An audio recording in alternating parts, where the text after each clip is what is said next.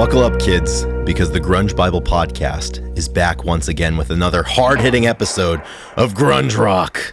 My name is Chris Salona, and I'm with Ethan Shalloway, and I'm pretty jacked up to be here, Ethan. Hell yeah, dude. I'm pretty jacked off. I mean, jacked up to be here as well. Hell yeah. Oh, man. Dude, Wednesday night, hump day. You know, I'm really happy to be sitting here talking with you, Chris. This is great. It's pretty good. Episode 134, recording on Wednesday, as you said, October 11th, 2023. Yeah, it's perfect. Yeah, man, I feel good. I'm getting jumping the gun. I guess you didn't ask me, but Chris, I always want to know how you. Yeah, no, how you doing, man? I'm good, man. Had the holiday weekend this past weekend. I went out to the state of Iowa where I lived for 5 years. Went to a wedding. My good buddy Austin tied the knot. Congratulations to him. He is a king of our day. He's a kings of our time. You know, he's one of the leaders. Exactly. He's a man of his time and place. So that was good. Came back.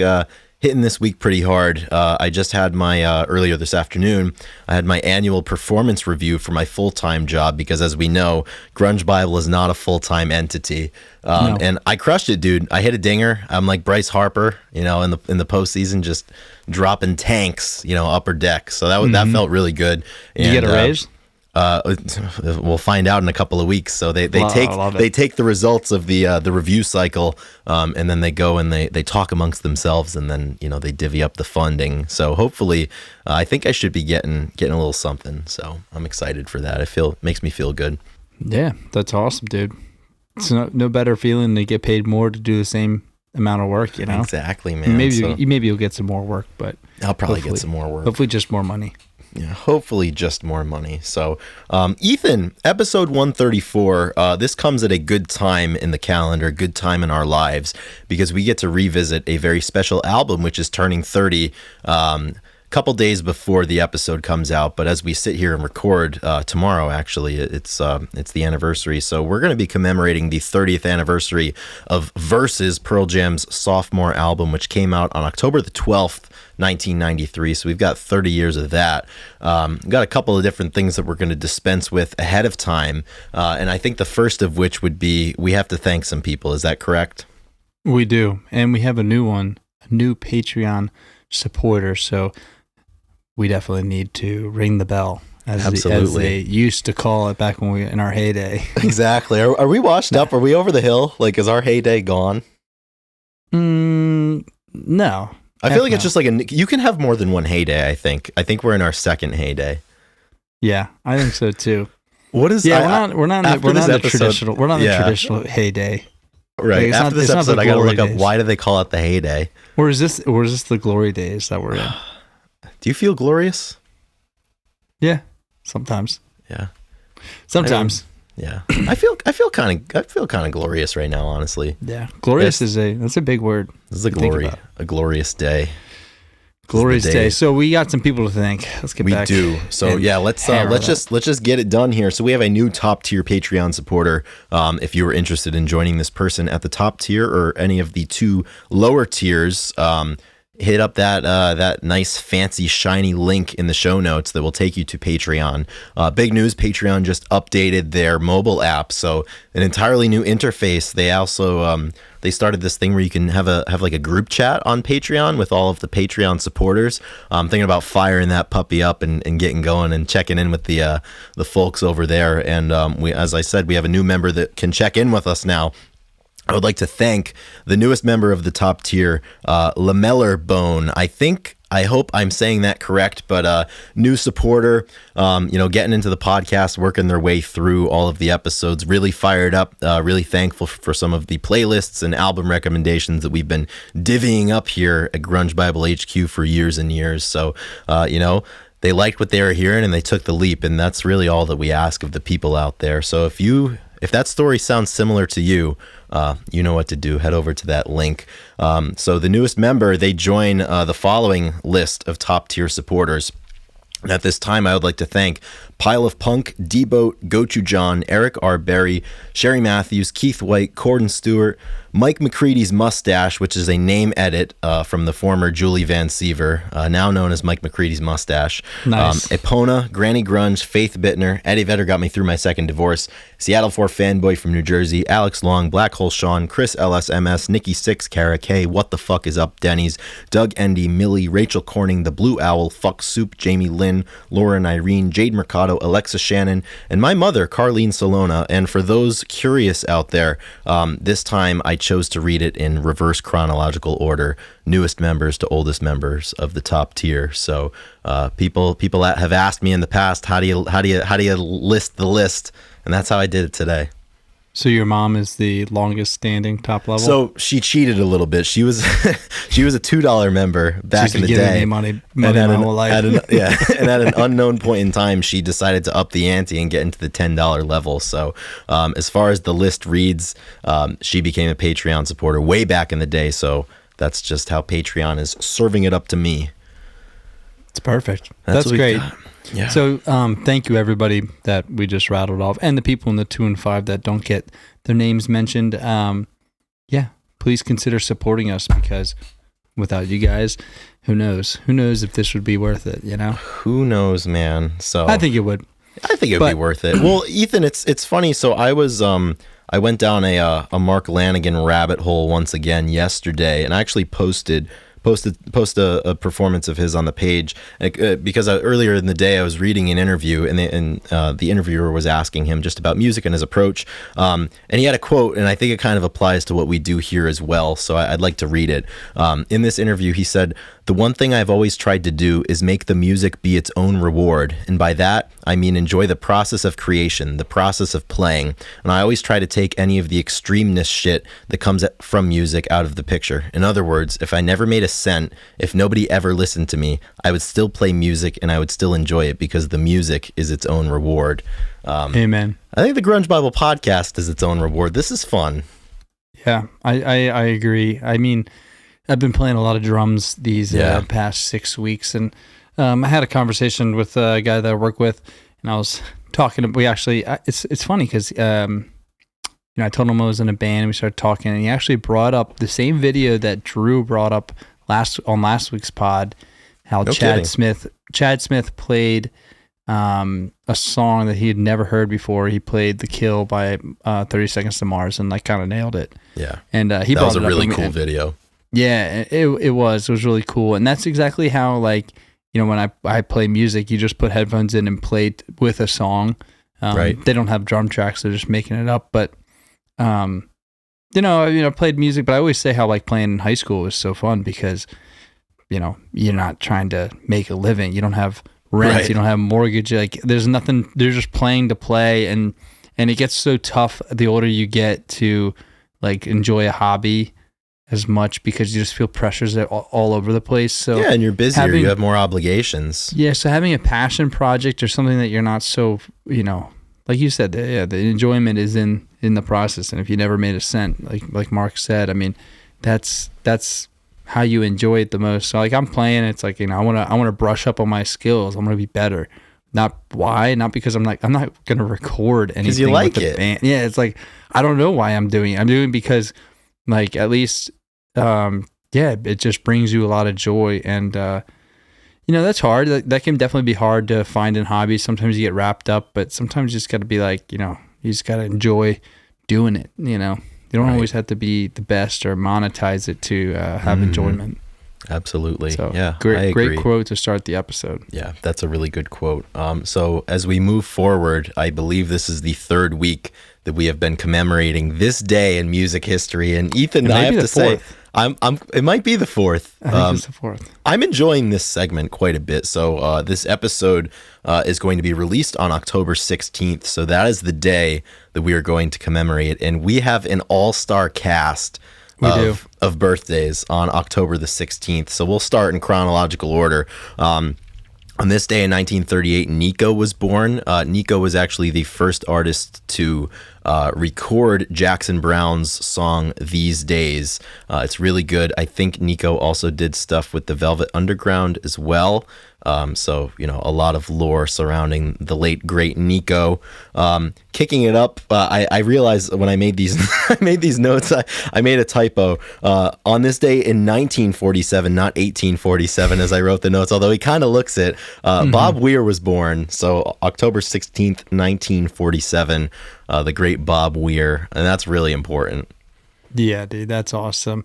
We love Bobby Weir. I mean, he is just a staple. He's just, he's the king. He's incredible. He's Happy a man. birthday to that man. Happy birthday to Bob Weir. There's so much to thank from him. Yeah, we should do a Bob Weir episode at some point.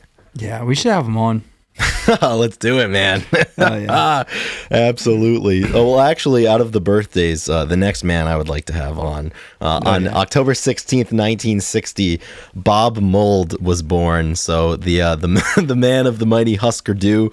I love some of his solo work. Like, I was really depressed in 2020, and he has a song. I don't really know much about Bob Mould, but he has a song called "Heartbreak a Stranger," and I used to listen to that way too often than anyone should be allowed to listen to a song.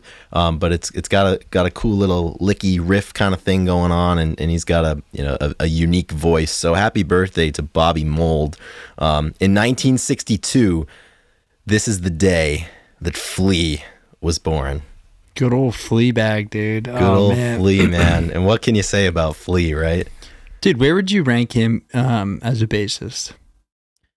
He's got to be up there, man. I mean, that's the thing. So, yeah. I think at this point, like, the persona that Flea has, I think for a lot of maybe more casual fans of music, it kind of overshadows the incredible bassist that he is, because, like, oh, Flea, like, he's naked he was naked all the time. He's in the Chili Peppers. He's kind of like a crazy and wild guy. But dude, especially like the funkier stuff that they did. I mean, Flea was the bedrock of a lot of the Chili Peppers stuff and a lot of their sound. Oh yeah, I think he's definitely. He's a genius. I mean, he's really talented, and I think, I mean, he's obviously, he knows like music in and out, but he also like has this freelance side to him that, like, when he talks about the bass, and it's so like very personal connection to the instrument that totally is really special, and you don't see from everybody that's trying to make it from the best you do, but like just hearing him play and talk about it is always. It's always really fun, and you're just like, dang, this guy is like really good. That whole band, like I said, I just watched that video of Chad Smith, and he was like rocking out, and I was like, dude, he doesn't get as much credit as he deserves for like the passion is contagious too. Yeah, I mean, he played for at the tribute, the Taylor Hawkins tribute, and he smashed these like rock hits. I mean, he's like really good, but people don't really consider him as like, right? Well, we do.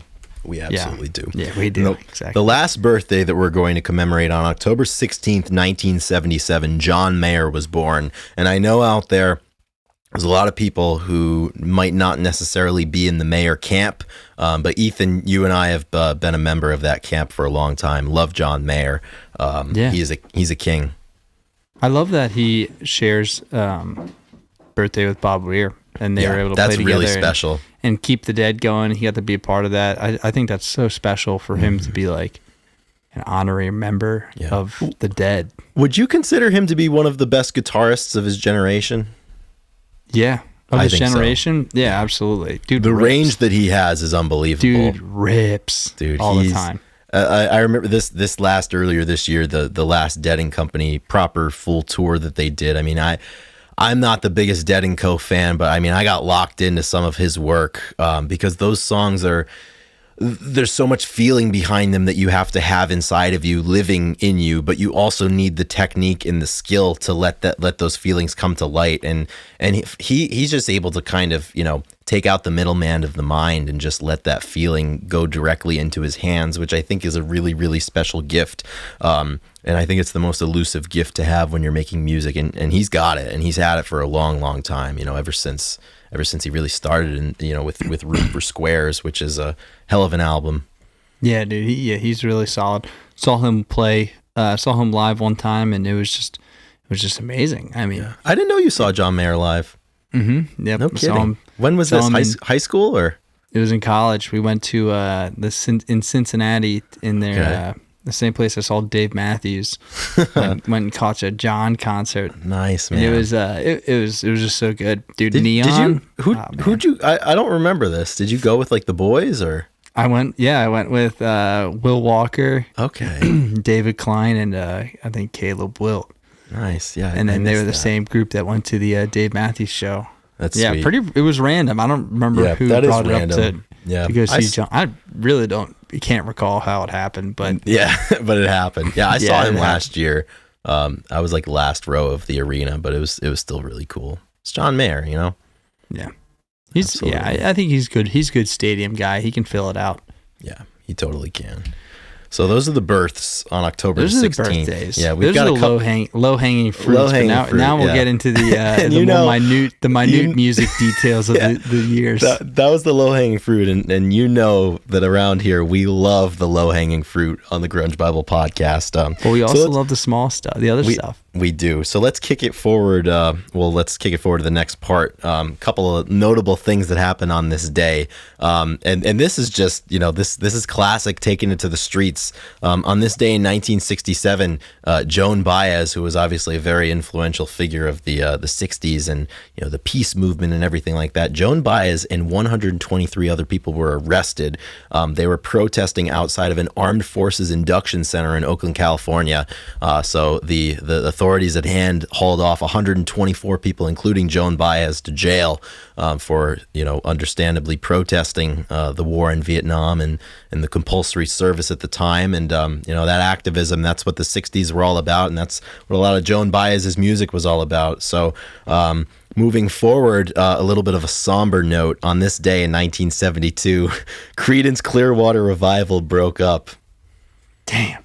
That's tough. Yeah, this is a shame. It's a shame when bands break up. I think it's crazy that they have a specific date. I know. That can be like cataloged of like, especially back then, because now it's like whatever day like the press release is out. Like it's like, oh, like we broke up and that's the day that it hits the internet. But Creedence, man, and Ethan, correct me if I'm wrong. A couple of months ago, you're on record on the Grunge Bubble podcast saying that John Fogerty has the best voice in rock.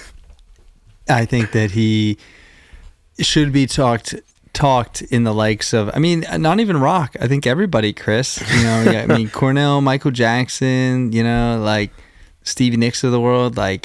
John Fogerty. Put John Fogerty there. Yeah. He has a place among that table, at that table.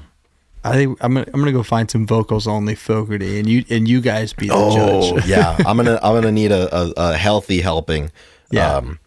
Of some vocals only Fogerty. He will speak for himself, Yeah, absolutely. And then finally, the last note that we have, somebody who arguably does not have as good of a voice as John Fogerty.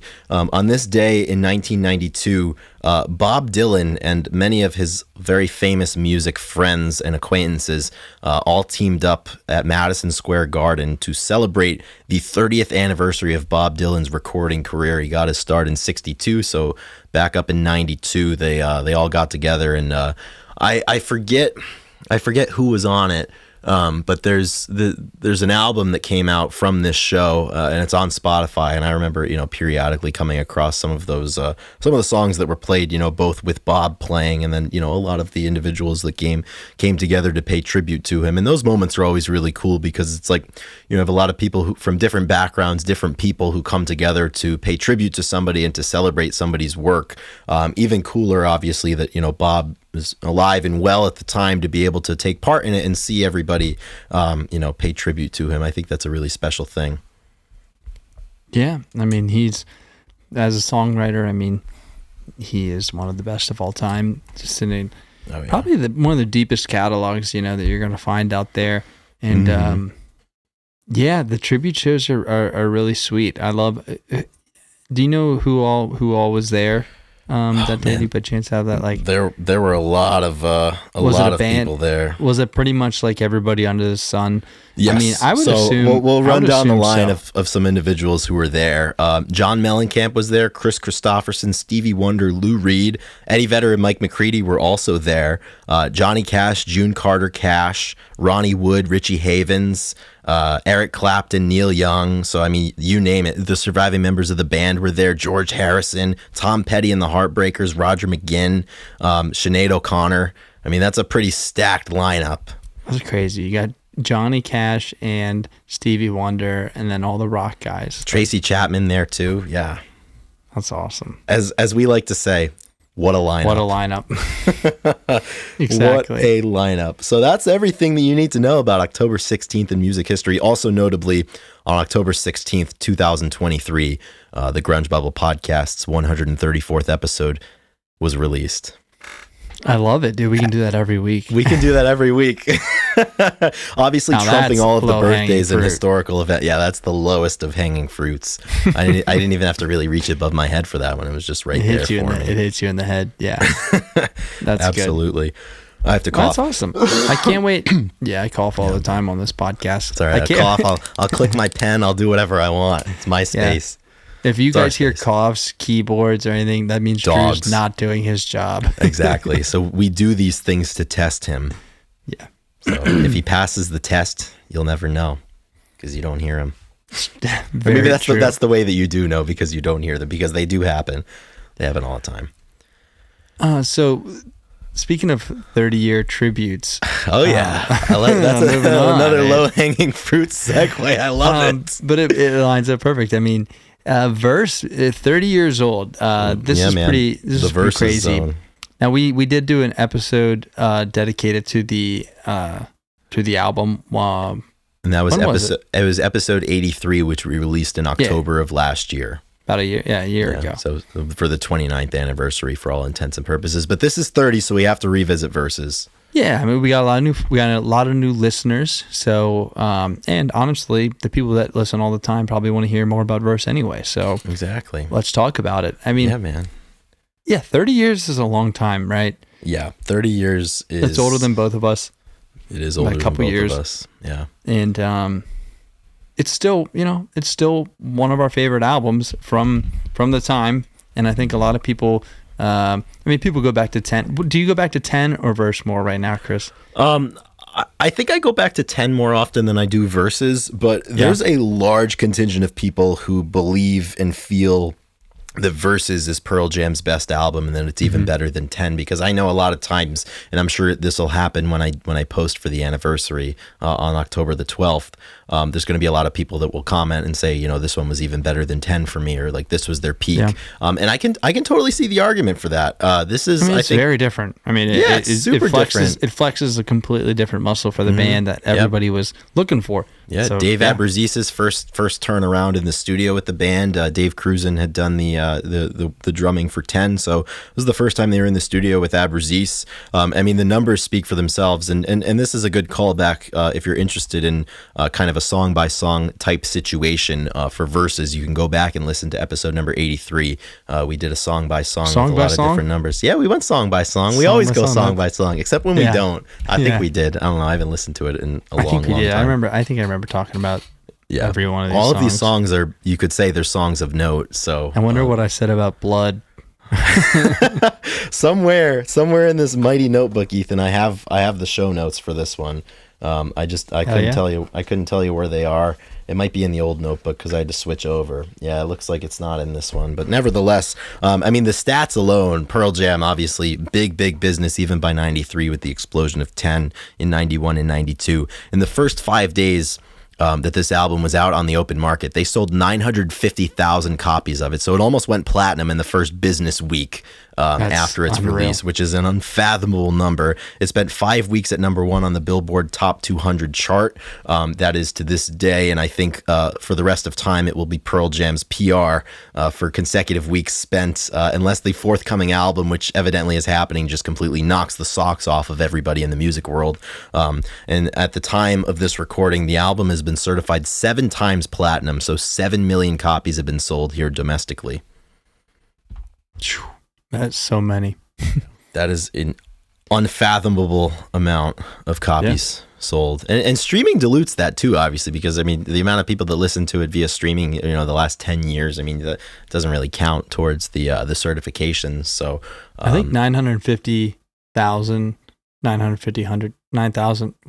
How do I even say 950,000? 950,000 copies in 5 days is just Yeah, that number for that a number while, seems, I think at a certain point, and based off of some metric or like genre categorization, that was the record for like the most in a week.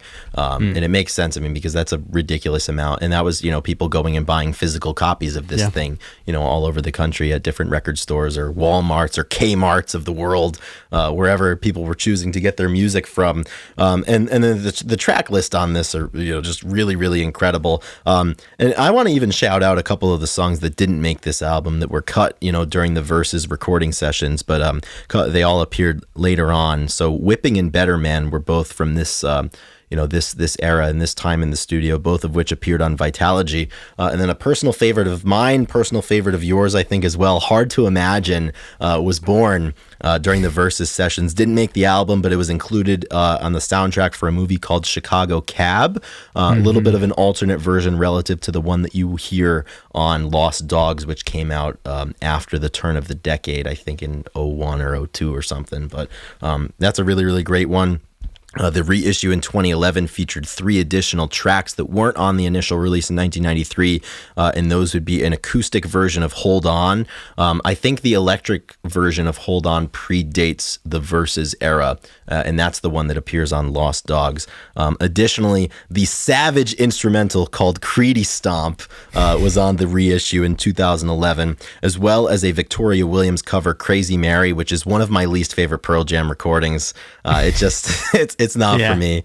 The nice thing though about that one is that Victoria Williams provided vocals and some guitar work for Pearl Jam's recording of it at the time, which I always think is really cool. But it's not one for me. As Ethan's yawning, I'm just going to fill the space here. That's okay. See, we cough, we yawn, we sneeze. I tried to take our sins out sometimes. I tried to shorten it up, but I couldn't. That's okay. I'm looking at even with the extra, I guess without the songs that you mentioned, about five extra songs that could have been included on the normal, with the 2 that weren't on the reissue. Leash, Elderly Woman, Rear View, We Love, obviously, Glorified G, Dissident, Blood, Animal, dude. Stuff like that, Daughter. And like I said, comparing it to the first album, it's just, this is like, this is it. I think this is probably more rounded, right? I would say so. You could say, 10 is incredible, but I think because there's a theme and it kind of sticks to it, and that's why people like it. Because I don't want to say it's a lot of the same, but it fits. It has a very distinct, listening cycle and stuff, and it's awesome. I think it's very like thematically consistent. Yeah, exactly. And that's the awesome part about this album is it's different. It's not the same, and it's not another 10. They gave us something totally different, and they really did crush it. And there's some good ones. Yeah, I think when you look at this album holistically, I don't think I'm afraid to say that this is their best. This is their best work. I think this album so perfectly builds on what Pearl Jam was at the time. So obviously prior to 10, they were not, nationally, internationally known, because that 10 was their first album. And then they go out and they tore the piss out of 10. All of the theatrics, all of the intensity, all of the craziness. That is, I think, what people knew Pearl Jam to be by the time 1993 rolls around, certainly by the time Versus comes out in October of 1993. And on this album, when you listen to this thing front to back, like, you can't help but feel that, like, that ethos that surrounded the band that they created, particularly when they were touring 10 in 91 and 92, they captured that ethos perfectly. They put it on a record and they shipped it out to the world. It's just such a perfect photograph of a moment in time of what this band was. I think in some of the notes that I wrote, like, what's some of the themes of this album, and I think first and foremost and above all, it's just intensity. The intensity of the experience that the band was having at the time, skyrocketing to fame, the intensity of the expectations that come with that, the intensity with what was going on in the brains of everybody. And, you're trying to make a statement and you're trying to somehow, build upon what you did in 1991 with 10. And I can't imagine what that's like. I mean, I can't imagine having a hit anything, right? And then all of a sudden, like you have a hit, whatever that may be, and it's like everyone looks at you as like, wow, this hit is really cool. Like a hit's a hit, and then they look at you like 5 seconds later and like, can you do it again? Beware of the cherry pie guy. Exactly. The cautionary tale of Janie Lane. Exactly. The cautionary tale. The cautionary tale. I was thinking about that the other day. But yeah, I mean, luckily having an album being what gets you famous as a whole is not that, and not as scary as one cherry pie song. But yeah. That's a Janie Lane. No. I knew you'd love that. Yeah, that was good. I really like that a lot. But yeah, like, we talked about earlier, what would it have been different if this was their first album? Do you think that them coming off the heels of 10 was like integral for this one being so successful? Or do you think that this was no matter which order they went? I think sonically they could have gotten there. Just as musicians, right? Like their trajectory as musicians, like they were going to continue to get better. And, certainly when Dave joined the fold, I think that brought a lot more intensity and power behind what the band was possible of doing. But I think in terms of the content and the inspiration behind it, you can't get this without 10, and you can't get this without the experiences that came from 10. I mean, for example, the album wasn't always meant to be called Versus. It was going to be called 5 Against 1, which I believe was kind of a play on like, it's us 5 against like the one of like the public who is expecting all of this of us. And, obviously a lot of what's going on in this album, lyrically and just thematically, I don't think the band would have felt without having had the success of 10. And yeah, I just think it's the perfect build. I mean, the fact anytime you're able to use like that stress and that pressure as fuel, I think that's a really difficult thing to do in any line of work or life. When you've got pressure, that you're able to kind of take that, turn that around, and use it as ammunition. That's a really, really hard thing to do, and it's a supreme accomplishment when you're able to do it. I mean, Ethan, as an athlete, that's something that happens from time to time. You have all of this expectation on you, whether you put it on yourself or whether other people are putting it on you, or whether, you need the result to, earn the next tier of money or whatever. Like that's a lot, and that can weigh a lot on a person and negatively impact people's performance and people's output. And the fact that it didn't, and the fact that they were able to use it to their benefit is something that's really, really admirable even 30 years later.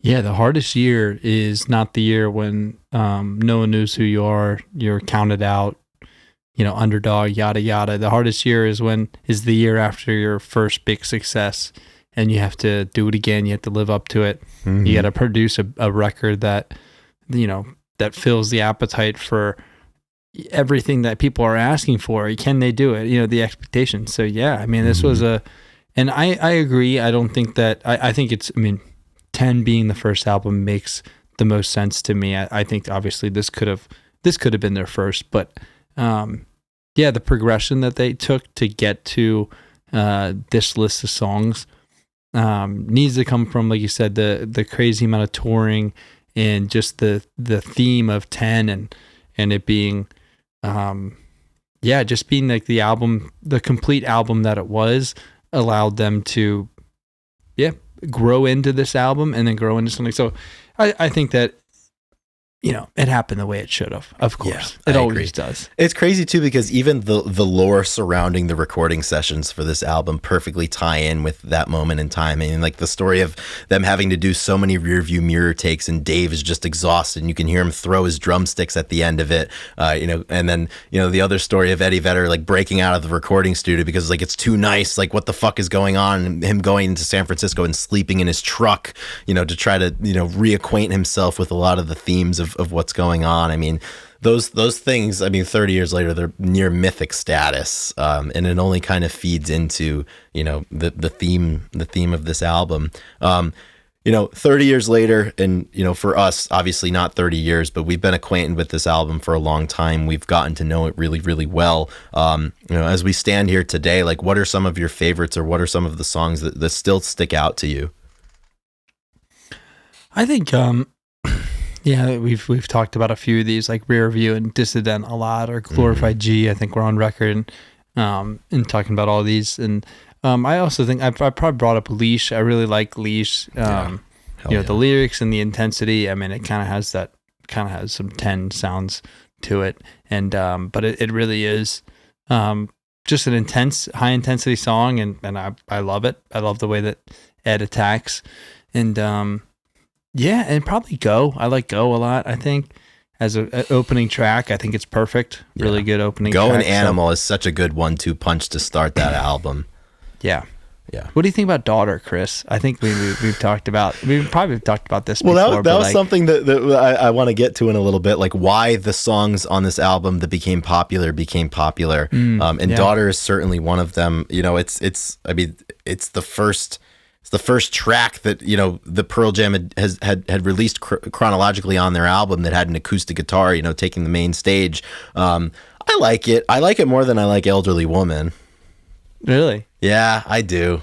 I know you're not a huge Elderly Woman fan. I mean, my interest in it is kind of, is like the ebb, like going up and the flow is going back, like when ebb and flow, or so it's flowing. It's flow. Yeah, even flow. The thoughts have arrived like butterflies, and now they've disappeared. But that's one thing that I kind of wanted to talk about with this. Like, I've been around this album long enough now that, like, the songs that were important to me when I first listened to it have kind of lessened, or they're important to me for different reasons. Like, I feel that way with Porch off of 10. Like, for the longest time, it was like, hear my name, take a good look, this could be the day. Like, fuck yeah, I'm going to get out there.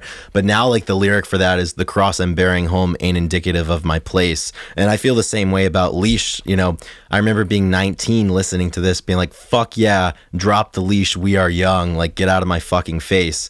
Then now it's like, the one that speaks to me from that is the opening lyric, troubled souls unite, we've got ourselves tonight. You know, just kind of like the uncertainty, like youthful, like piss and vinegarness gives way, I think, at a certain point to doubt a little bit. And as you get older, I can't help but feel like we all kind of grapple with that a little bit. So the meanings change, you know, and here they are evolving even after this thing's been out for 30 years.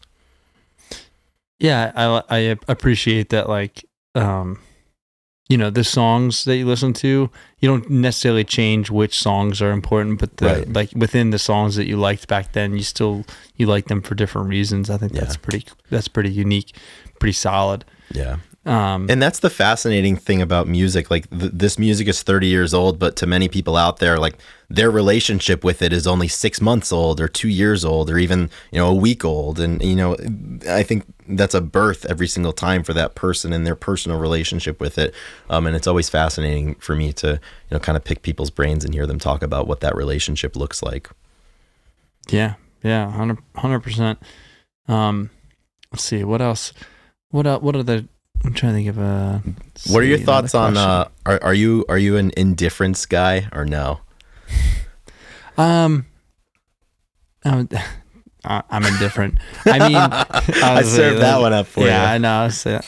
I feel like I haven't listened to it. I haven't listened to it in a long time, it seems like. So, I would say, yeah, I'm not a huge indifference guy. Like, it never was one that I kind of listened to a ton, unless there was a time that you were sending it to me and giving me a bunch of lyrics to look at. Then I probably, you know, then it will speak to me. Yeah, I'm sure that's happened. I think it's such a good concert opener or concert closer. And the lyrics, it might be at this point in my life, like, my favorite lyrics, I think, off of Verses. I'll hold the candle till it burns up my arm. I'll keep taking punches until their will grows tired. I'll stare the sun down until my eyes go blind. I won't change direction and I won't change my mind. How much difference does it make? Like, yeah. Those are lyrics that are befitting of a second album. It's like, hey, I'm in this thing now. Like, there's no going back. Like, I'm stuck here. Like, you know, the candle is in my hand now. It is great that they finished the album with that. Like you said, finished the concert. They finished this album with it. I think it's top tier. You think it's top tier? I think it's up there, man. My goal for the next couple of weeks is going to get you to not be indifferent about indifference. Yeah, well, I'll go listen to it. Go listen to it a few times tonight, and it's a good like all the lights are out kind of song. Yeah. Send you to sleep. Yeah, that's a really good way. That is, you know. Yeah, exactly. Yeah, in a good way. It's always in a good way.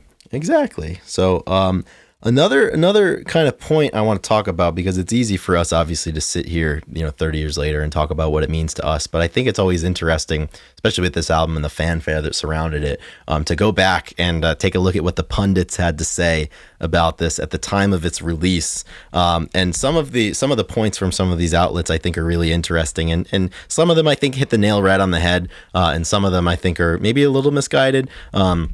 So the New York Times did a review of it, and they said that most of the album projects individual misery as public catharsis. And I love that. Like, I mean, that's what great artists do. They take all of the shit in their life and they kind of lay it on the altar for everybody else, and people can kind of pick and choose. Was that a compliment by them, you think? I think it's a compliment. Yeah, I think it's a challenging thing to do. Like, I mean, you figure like all of the shitty things in your life or the things that you struggle with, if you can present that in such a way that it helps other people, I think that's a really, really challenging thing to do. Yeah, absolutely. Rolling Stone, I think, was right on the money. They gave it 4.5 out of 5 stars.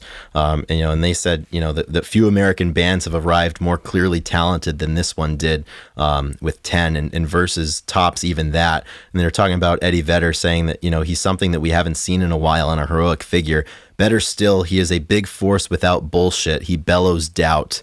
And I kind of, I think of the Indifferences and the Leashes of the world, where, he's like, well, here I am at the top of the mountain now. Like, people have put me up here, and like, I don't know how to get down. Like, I can't get down. And like, I just have to weather the wind, weather the wind up here. So. Yeah, that is great. I love that. He's a big force without bullshit, and he bellows doubt. Yeah. That's good. I want to bellow doubt. That sounds kind of fun. Yeah. It sounds cathartic. It does. It does. He sounds like he's projecting individual misery as public catharsis. No, I mean, it really, that's what Eddie was. Even now, but I mean, that's what he was back in the day, in his prime and his peak. I mean, he really was like, somebody that people could look up to and get strength from, and like, and it would help people, face doubt directly head on, and like be able to overcome it. And that's awesome. It's such a crazy dichotomy too, with like people that are able to do that, and like you'll have people that listen to music and be like, holy shit, like you just explained everything in my life and it all makes sense now. And if you were to ask somebody who was making that music, they'd be like, well, I don't have any of the answers. I don't know what the hell's going on. Like I'm so completely unsure of myself. So it's like they can give the one thing that they want for themselves to millions of people, but that act isn't, it's not substantive enough to do it for themselves. It's the great mystery of the song, of the big beat. Yeah. Yeah. This next review that we have comes from the esteemed outlet NME, and unfortunately, I was unable to find their entire review. I encountered a few dead links and some dead ends in my sleuthing for this, but NME gave Versus a 4 out of 10. What do you think about that? I mean, first off, who is NME, right? Exactly. It's like, right? Who's Pitchfork? Like what? Yeah, what the hell? 4 out of 10. That's like what? Freaking 40%. That's failing on all yes, all, Ethan, all 4 fronts. out of 10 is 40%. That's failing on all fronts. I almost doubled. Like, what's that? 80%. You would need a hell of a curve to pass with 40%. Yeah, I think that is a pretty weak. That's just people trying to get. That's just people trying to get clicks, back in the day, people trying to get, raise excitement. That's the problem with like reviews and stuff. I mean, they can go one of two ways, they can really bolster them, or they can just be the contrarian and like hope that. And you can always tell in the first couple of sentences, I think, with reviews. Yeah, 100%. I'm very happy that is not a job of mine to speak with any authority on, what albums are or are not supposed to be. And like we talk about albums all the time, but like we're just two dudes shooting the shit. Like we're not authorities on this, and we don't want people to adopt our thoughts. No. But the bastards at NME in 1993, they were speaking from the pulpit, talking shit about Versus, and now we get the upper hand. We get the last word. That's 4 out of 10, some BS. It's terrible. So I have nothing. Yeah, exactly. I have one more review to share. This was the Los Angeles Times. They gave it 3 out of 4 stars. And I love this little blurb from their review because it's so quintessentially 1993. And the review goes on to say, as a singer, Pearl Jam's Eddie Vedder is closer to a Magic Johnson or a Michael Jordan in the open court. Combining power and finesse, running on pure instinct, he could go in any direction at any time, and you don't know what to do when he's coming at you. That makes him one of rock's most intriguing figures and compelling singers, and he makes Pearl Jam much more than the journeyman band it might otherwise be. And then they went on to say that Pearl Jam were still a band of limited imagination. 30 years later, I think Pearl Jam is not of limited imagination, and I certainly don't think that they would have been a journeyman band. But, we have the benefit of 30 years of hindsight and many more records and many more iconic moments to go. But, it's impossible for me to... Yeah, that's the big unanswered question, like what I would have thought of it in 1993 if I was my age. Yeah, it is impossible to tell, and sometimes the only way to kind of like put yourself in those shoes, to think about bands in the past 10 years that we were there when it was happening, and how we responded to maybe their second album, and if we were trying to be like, sometimes you try to you try to be like super critical because it's cool. Yeah. And then all of a sudden, like, you're just being an asshole. Like, they were good, and we knew that we should have known they were going to blow up because, like, let's just be honest, like, it was a great couple albums. Exactly. Well, you always have those people that try to kind of get ahead of things with a hot take. So if they're right, they're like, see, I told you so. But then afterwards, like, if they're proven wrong, they're like, oh, well, like, it's not what it was supposed to be. And I think certainly the LA Times and the NMEs of the world might have had a little sprinkle of that, just like just a dash of that in the great stew that was the music review. Yeah, it's interesting. LA Times 3 out of 4, NME 4 out of 10, and then 4.5 out of 5, all using different scales. Right. I kind of like that they use different scales. Like, that's something that I don't think, like, do you think that should be standardized? I mean, I was thinking about, like, if you ask me what a good album is, I should have like a scale that I should use. Like, I should have something figured out so I can grade every one. I have an idea, but it's impossible. I have an idea. All right. So in baseball, which is great because this is October, the Phils are playing right now as we speak. Game 3 of the NLDS versus the Braves. They're kicking ass tonight, though. They're up 8-2 in the 7th. So hopefully by the time this podcast comes out, they'll be in the National League Championship Series against the winner of the Diamondbacks and the Dodgers. But in baseball, for evaluating players, there's a scale that they use called the 20-80 scale. I'm not sure if you're familiar with it, but like 20 is essentially 0 and 80 is 100. So when someone's like, oh, like they've got 80 power, that means, it's like Kyle Schwarber power, for example. But like Kyle Schwarber's speed on the 20-80 scale would probably be like a 20, right? If that's the lowest, then yeah. Exactly. So I feel like we should... maybe if we start reviewing albums, maybe we kind of place them on the 20-80 scale. I love it. Yeah. Why did they choose to do that? I don't know, honestly. My brother would know. I'll lifeline him for the next time we record, and hopefully I'll remember to provide an update. But it's not like you can't, on the 20-80 scale, like as far as I know, like you can't give like 63s or like 56s. It's like 20, 30, 40, 50, 60, 70, or 80. Like there's a finite amount of numbers that we can use. But yeah, I'm a proponent of the 20-80 scale. Yeah. I'm in. I like it. It's like a five tool player. Or we could do QBR, which I really don't have any idea. I don't even know every time there's a new max every year, it's like this is the highest. Yeah. Like or we could do baseball, we could do wins above replacement. It's got great Pearl Jam's Versus has great exit velocity. Their barrel rate is really high, the launch angle is right where you want it to be.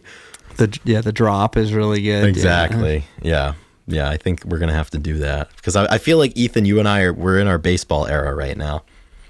Dude, it's Red October. I'm in my baseball era for sure. It's great, dude. There's nothing better. You get home, crack a beer, and watch the Phils. My Red Sox are out, so I'm rooting for the Phils. Obviously, they have Schwarber, so. Mm-hmm. You're still healing up from them trading Mookie Betts a couple of years ago. It is what it is. I'm more upset that they didn't re-sign Kyle Schwarber after 2021. But if there was ever a place for him to end up, it was with the Phils. If they had known then what they know now. Exactly, man. Dude hits tanks. That's all you really need. Any closing thoughts on the album Verse by Pearl Jam that you have? Versus? Yeah, verses. Not Sometimes really. I call it verse. Verse, to be a contrarian like NME. Yeah, because like, when two fighters are against, it's like verse. I don't know. But yeah, it's still verses. That's right. We can make our own rules around here. You never do know. You never can tell. No, I feel like that was a pretty thorough kind of look back 30 years later. As we said, go back to episode 83 if you want a song by song kind of situation. We got you covered there. But yeah, I think it's a good record. I'm a big fan of any time anniversaries come up, you go and spend some time with these albums. So I realize this episode's coming out a couple days after the anniversary on the 12th. This will be out on the 16th. But even if you did go back and listen to it on the 12th, start your Monday. You start your Monday with three things. You go with the coffee, you go with the Grunge Bible podcast, and then you roll right into verses. And a form of nicotine. And a form of nicotine, absolutely. Yeah, we need that. Your choice. Yeah, it's up to you. If you want to include some tobacco with that too, you go right ahead. That's fine. Whatever you need. So, what about you? Any closing thoughts on the great verses? No, not really. I think it's a perfect second album. I think that's the best way to I think that's one of its best attributes. It did its job. Mm-hmm. It got them a whole new, I don't know. It just, they changed in the best way, and they progressed, and they grew as a band. Mm-hmm. And they should be proud, Chris. They should be proud. They did a great job. I want Eddie and the boys to know that the Ethan Shalloway and Chris Salona are proud of them for something they did 30 years ago. I think that's going to make the difference. Oh yeah, I think it will. Well, Ethan, awesome. That's some verses. I just finished my beer, so that means whether we were done or not, it's probably time to get going on this episode. So if you're still with us, thank you. I hope you enjoyed the last 45 minutes to an hour of time that you've spent with us. Please support us. Give us your money. Keith White just got a couple of Grunge Bible beanies. They made their way over across the pond. He's in possession of them. That's really exciting. So you could join Keith both as a top-level Patreon supporter and a possessor of Grunge Bible merchandise. Ethan, after the show or sometime later this week, I got to talk to you. I got some ideas for some merch stuff. So hopefully we're gonna get some new shit coming to light. I thought you were gonna say you could join Keith White, and I thought you were gonna say on an expedition, because he even leads better expeditions. He leads does. hikes and stuff, and it's really. And awesome. I'm sure that he got those. And you said he got multiple. So he's got multiples. It's for the crew, dude. Yeah. I guarantee he's gonna be wearing it on a hike. We got to get out there and go. Summit. Yeah. Oh yeah. We gotta get out there with Keith. I would love. That's the cool thing though, Ethan. Like, we've gotten to know a lot of people through the page. Like, a lot of these people do some pretty cool shit. Oh my gosh, yeah. Like cooler than us. Yeah. Well, cooler than me. Maybe not cooler than you. You're a professional javelin thrower, but definitely cooler than me. Dude, you play slow pitch softball. That's true. I'm playing in a tournament this weekend, October 14th. The boys are back. See, you're still playing, dude. Not everybody's playing right now. Make Schwarber. Not everyone's playing right now. You're right. Absolutely. Just you and the Phillies. Exactly. So that's pretty much the spiel that I have. Do you have any other thoughts before we get to our songs of the week? No, I think that's perfect. Yeah. Thank you, everybody, for listening. Yeah, thank you. Do songs of the week. Yeah. And then we'll cut you guys loose for the week. Class will be dismissed. That's right. Remember, we dismiss you, though, not the bell. That's right. That's also right. Exactly. So do you have a song? Yeah, I think not this time. Yeah, I think I do. Okay. And I don't think that we've included this band on the songs of the week, so that's kind of exciting. That is exciting. But Slaughter Beach Dog, nice, released an album recently called "Crying, Laughing, Waving, Smiling," and it's just really solid. I've been listening to them. I have a 30-minute commute to work these last couple of weeks, before the sun comes up, and it's like, it's such a good band to listen to, and you don't really want to it's not podcast time. I can't hear the people get too. I mean, unless it's a Grunge Bible podcast, but like, right. But if it's like, I'm falling asleep, like I need some sort of music, like, there's some really good soundtracks, but you know what I'm talking about. You need specific music for, I got you. For that time. So really, I kind of want to so their song that's doing really big off that is Summer Windows. But I really want to just put the whole album up there for you guys. So Slaughter Beach Dog, and just check out the whole new album and enjoy listening. And like I said, Summer Windows, I think I'm assuming maybe it was their single, but that one's really solid. So, but there's some, like I said, there's just some great stuff. And I don't know. Do you listen to them, Chris? I do, actually. I mean, it's Jake Ewald's project, kind of postmodern baseball, which is really incredible. I love Mobo, and I do really, really like Slaughter Beach Dog. I haven't listened to the new album. I saw that it came out, so it's been on my list of of songs that I gotta take a look at. So you'll definitely like it. I'm gonna be doing that. My favorite song of theirs is from their 2017 album Birdie. It's called Phoenix. It's kind of like a really, really slow, kind of intimate type song, which is another good kind of day ending song. So thank you for reminding me about this. It's I forgot about it. It came out like a week ago or something, and I just kind of lost track of time. Oh yeah, absolutely. That's what we're here for. Yeah, man, that's great. Just like or that meme where it's like when you finally listen to the band that your buddy's been telling you about for 3 months, and you're like writing all these notes and stuff and saying, that's literally us. It's like you're getting ready to tell your buddy about a band that he told you about 6 months ago. That's it. And we've done that all the time. Like we've done that so many times where I'm like, Ethan, like, you got to check this shit out, and you're like, I know, I sent this to you in June. Pull the Uno reverse card on you real quick. But you always end up where you're supposed to be musically in time. Sometimes the road is just a little longer. So you need to experience it for yourself before in the time and place. We're men of our time and kings of our day. So that's the way that it goes. Present tense living. Absolutely. Is it my turn? You're up, Chris. All right. So it is October, as we all know, and that means one thing. That means I am firmly re-entrenched in my pop punk emo, era. He's back. I'm full bore. I'm thinking about getting the word out. I'm thinking about getting like many small tattoos on my body, and become like a pop punker, and like start wearing like the really low cut Vans with like the mid calf socks and everything. All flash sale tattoos, the ones that take 20 minutes. Yeah, just a bunch of jammers all over the arm. A couple rocket ships, skellies. Exactly. So I feel like I need to do that. So in the parlance of our time, if you will, I'm going to pick a song by a band from Massachusetts called The Hotelier. And it is called Among the Wildflowers. I heard it on some playlist a couple of I don't remember, like a week ago or something like that, but it's from their album called Home Like No Place Is There. And it's just a really, really good kind of like pop punk, like in your feels song. The lyrical content of that album is really great. And a fun fact, another song on that album is called Your Deep Rest. So it's kind of like a play on words of You're Depressed.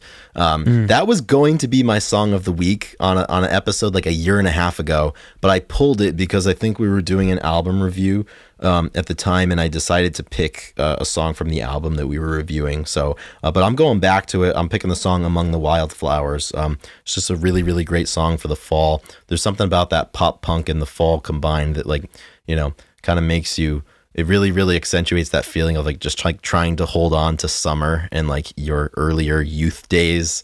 But you can't. So you just listen to pop punk and emo, and you feel sad about it a little bit until the winter comes. So that's what I'm doing right now.